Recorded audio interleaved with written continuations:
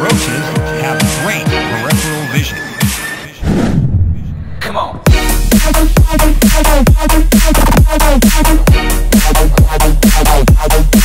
What's going on, everyone? Tonight we're talking the Under Armour HOVR Infinite 5, a neutral road running shoe from Under Armour, and actually my first Under Armour shoe that I've run in and purchased, and a lot of firsts actually for me.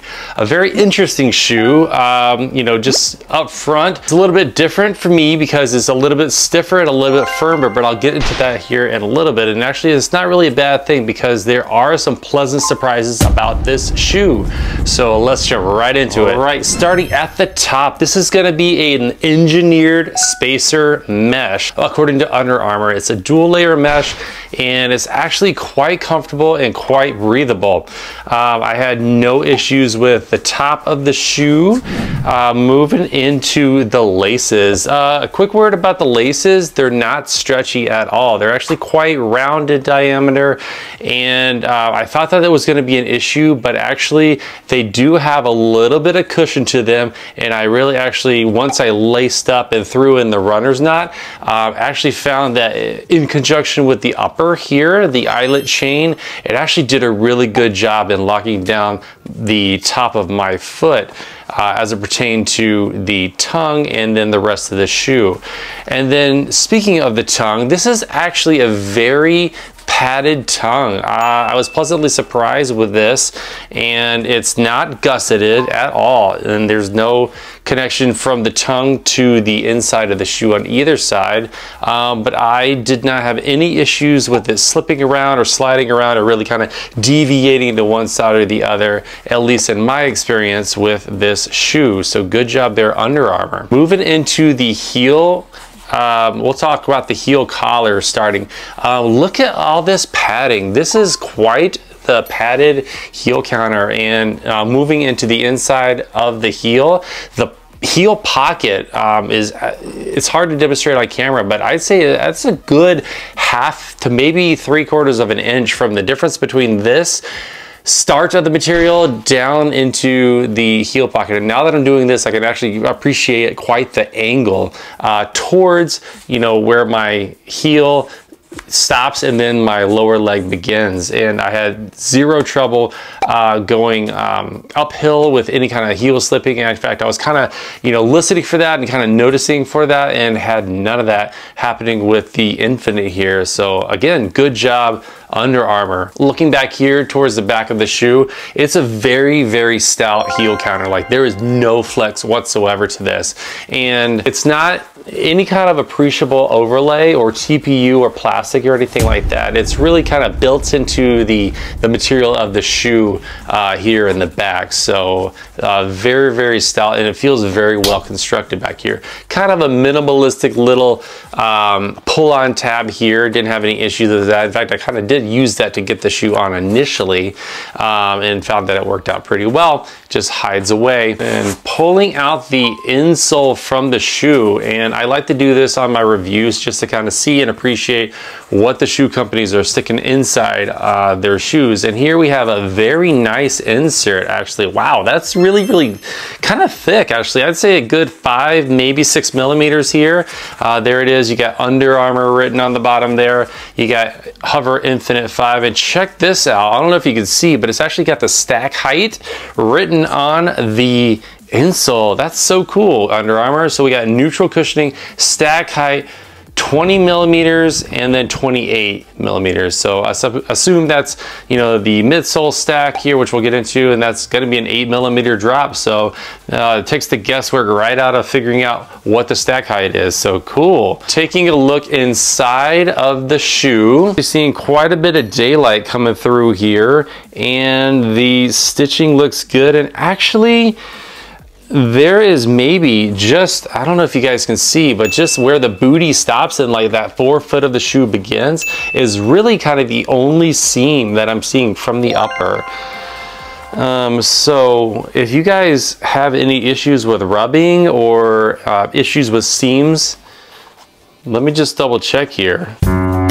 And there is no seams at all within the inside interior of the shoe. After you remove the instep, after you remove the insole and really have a good inspection, there's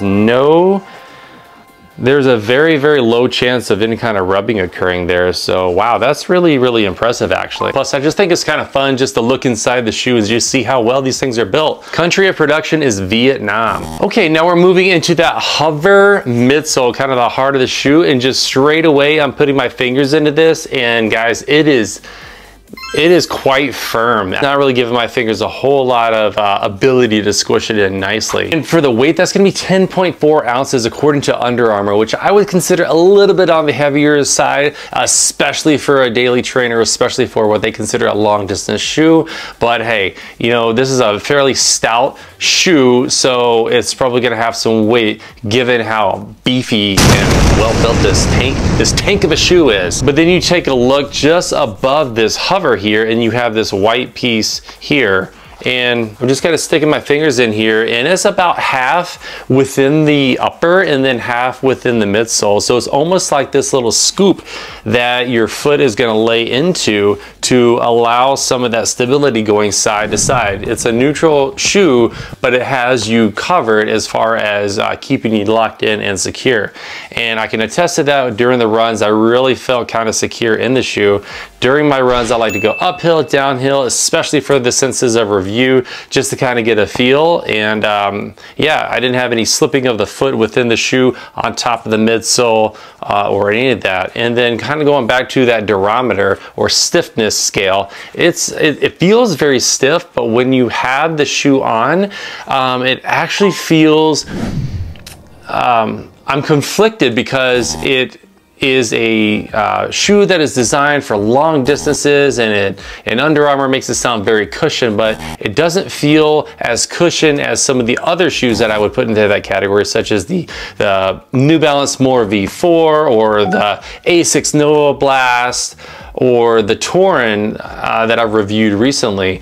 This is a category all on its own, and because it does have quite the firmness scale to the midsole, I actually felt that it actually had a lot of pop and a lot of energy return. In fact, I almost couldn't believe some of the paces I was running given the effort that I felt that I was putting into it, which I didn't feel that I was really out there to blast any times away. But I look down and I'm running, you know, some sub 7-minute miles, you know, which is considered fast for me, and not really feeling all that fatigue. So I gotta say that the energy return in the Infinite is actually a little bit higher than I expected. But then again, this is my first time in an Under Armour shoe, first time with the HOVR midsole. So this is kind of my, like, you know, bachelor's degree of Under Armour here. So actually kind of impressive, Under Armour, so good job. Again, the stack height is kind of a low stack height given that it's 20 in the front and then 28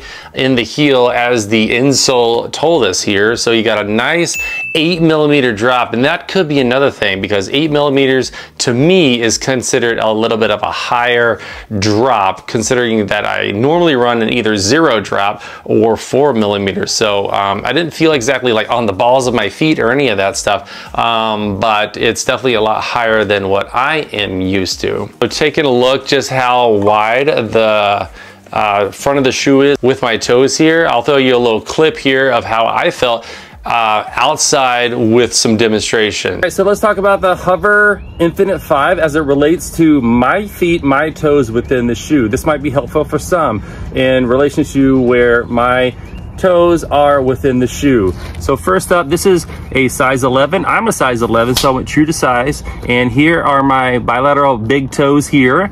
And there's about a finger's width of room from the ending of my toe to the beginning of the tip of the shoe here. So there is some movement here that I can feel. Moving around to the small toe or the 5th toe here, this is where it begins for me. So kind of right here, and then feeling the bony bump as it relates to the lateral aspect of my foot, probably at the base of the 5th toe. It's right here, and there's not really a whole lot of seam overlay or any of that stuff on the inside of the shoe as it touches my foot. And there's just this kind of little graphic feature here, which I don't anticipate it being an issue. I didn't really feel it that much on the runs. This is kind of a thicker sock as well. The upper is a dual layer mesh from what I could see, and so there's a little bit of thickness to that material. And moving into the inside here, I tend to supinate, so a lot of the friction and pressure happens on the outside of my foot, but I really don't feel a whole lot of pinching or pulling here on the first ray of my foot, this beginning of the first toe down into kind of that midfoot area here. As far as arch support, not really. I don't really feel a whole lot of support in terms of my arch. It really was dependent on me, but the shoe is not very flexible, so I didn't really feel my foot having to do too much work in the middle portion of my foot where my arch is, so that is very helpful. So that's just a couple of things about how my foot is relating to the shoe here in terms of the fit. So let's go back inside, talk some more. Okay, and so there you go. That was me just lacing up and just having a feel of the shoe after a run, and then kind of giving my thoughts there. So I'm not sure exactly what this is here on the midsole. It doesn't really seem to serve much function. If anybody knows what this is, go ahead and comment below, but I am not sure. Yeah, I'm not sure if this plays into the interior of the shoe or any of that stuff, so if you guys know what this is all about, let me know. All right, moving on to the outsole. This is actually quite a bit of rubber, and I mentioned this in the short little introduction here, but I'll say it again, that this is a blown carbon rubber outsole, and there is a ton, what I would consider a ton of rubber here. So I expect this to be kind of a durable shoe in that it's probably not going to break down anytime soon, and even if it does, you've still got a ton of rubber to go through. So checking out kind of the flexibility of the front of the shoe. When I first opened it up, it was kind of stiff, but just having run in it several runs here, it's actually kind of loosened up quite a bit. And you can kind of see how flexible this outsole is into the midsole, especially around that metatarsal phalangeal joint, right along that bend of the foot as it kind of goes through the gait cycle. So it looks like Under Armour did some thought and some consideration as far as how the shoe is going to act when you're going through your gait cycle. So again, good job, Under Armour. I'm a midfoot striker. I really try to focus on keeping my cadence, you know, a little bit higher and really just barely touching this portion of my foot. But of course, as time goes on, that kind of goes out the window. So I did intentionally kind of drop on my heel a little bit with the shoe, and it didn't feel all that bad. So if you're a prominent heel striker, actually this shoe might be worth your consideration, because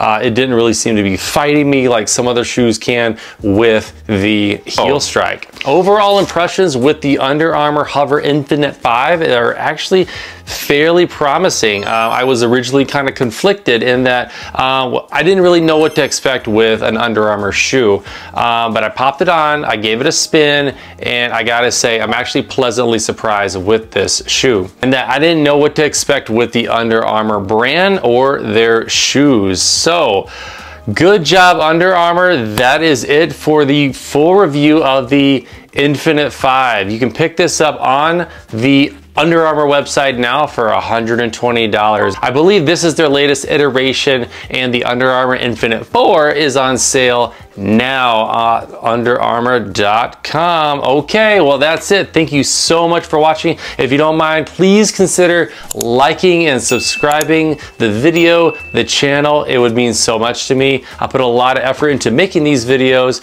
so that you have a good experience in going forward with a buying consideration. So thank you so much for your time. Have a great day. Okay, you stay. So let's talk about the... Hey, go that way. Watson. Hey, you, inside. Come on, Watson, inside. Inside.